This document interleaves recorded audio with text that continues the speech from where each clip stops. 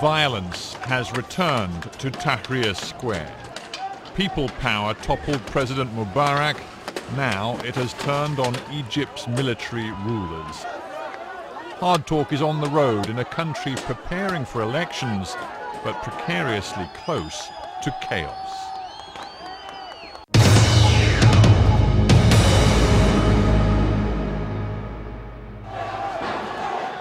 Central Cairo, once again a crucible for confrontation. In the last few days, democracy activists and Egypt's security forces have been fighting running battles in and around Tahrir Square. These protesters have lost all trust in Egypt's military rulers. Some are now calling for a second revolution to bring down the generals. And this is no overnight storm. Tension and anger have been brewing for months. Field Marshal Mohammed Hussein Tantawi has been Egypt's military ruler since President Mubarak was toppled. He promised stability. He's delivered bloodshed and repression. Now the protesters say he, like his old boss Mubarak, must go.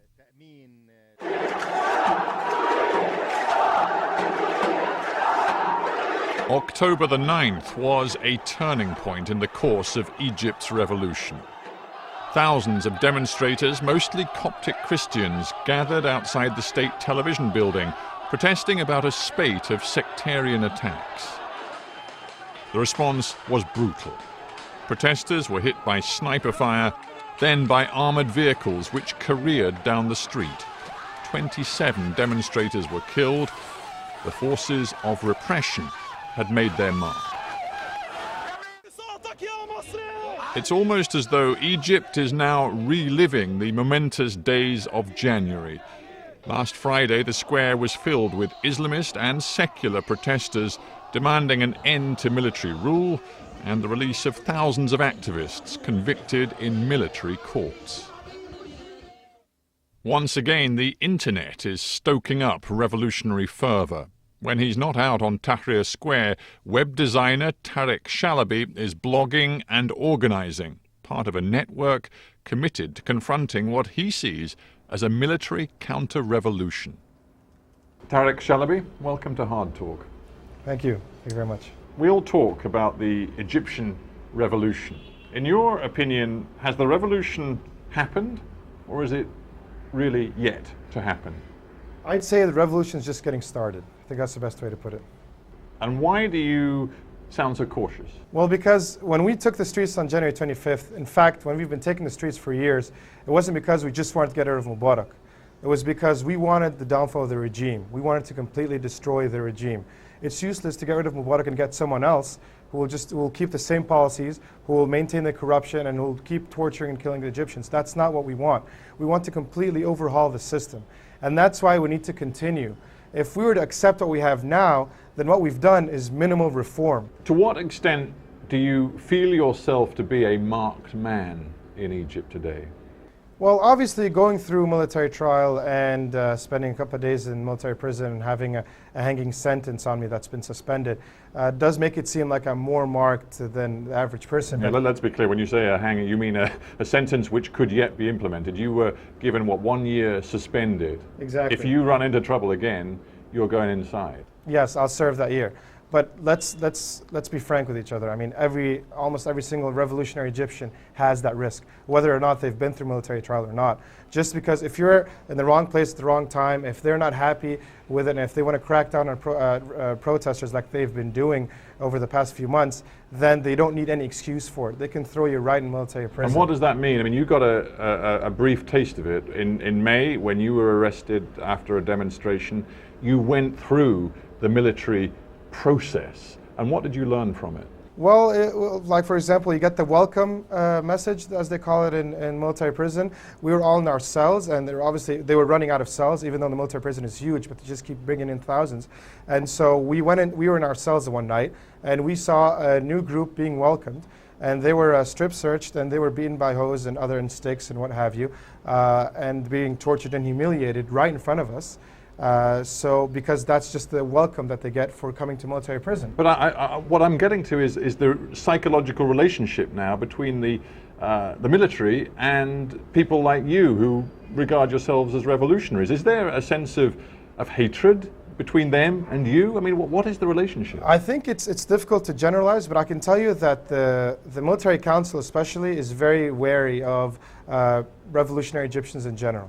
And the revolutionaries, well, obviously opinions differ. Some people aren't totally against the military, others are just against the leaders, others want to get on with the elections. I'm just completely against the entity because it's a complete corrupt entity that needs to be cleansed out of all corruption. But I can tell you that there are thousands, tens of thousands, maybe even hundreds of thousands who take the streets every day, knowing that there is a bit of a hanging risk. And we do that because we think it's the best for everyone. Honestly, Tarek Shalaby, how representative are you? Here you sit before me, westernized, university educated, spent some time in the United States, sound frankly almost as much American as you are Egyptian. There is a charge against some of the Tahrir revolutionaries that they are not connected to the mass of Egyptian people. That's true, isn't it? I would agree that a lot of the people on the Twitter sphere and the blogosphere get carried away into thinking that they represent the majority when they're actually closed in on a social network. That is true. However... And you're part of that closed elite circle of revolutionaries, the sort of champagne socialists, no? I find myself in that atmosphere, if you will, but I try to remain on the ground as much as possible so as not to lose conscious and not to lose the sense of reality and think that the hundreds of people that I'm speaking with on Twitter represent all of Egypt. What is your best weapon? You're not going to turn weapons on the military council, so what is your best weapon? Our best weapon are the numbers. We're a lot of people. Right now it does seem like we're a minority, but the thing is, with time the military is committing more and more errors. We might not have weapons, we might not have experience, but we have numbers, and that's a lot more than the military can handle. Tarek Shalaby, thank you very much for being on Hard Talk. Thank you very much. It's been a pleasure. Egyptians have lost their fear of speaking out, but criticizing the generals can have dark consequences.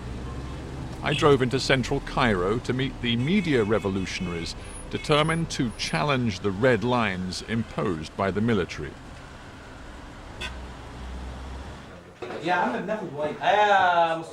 25 TV is a new network named after the day the revolution started in January. Almost all the staff here are young people plucked from the Tahrir demonstrations. They say they're trying to wean Egyptians off a diet of state propaganda. But when 25 TV broadcast live pictures of the October the 9th killings, armed troops raided the studio. The presenter's scream became an internet sensation.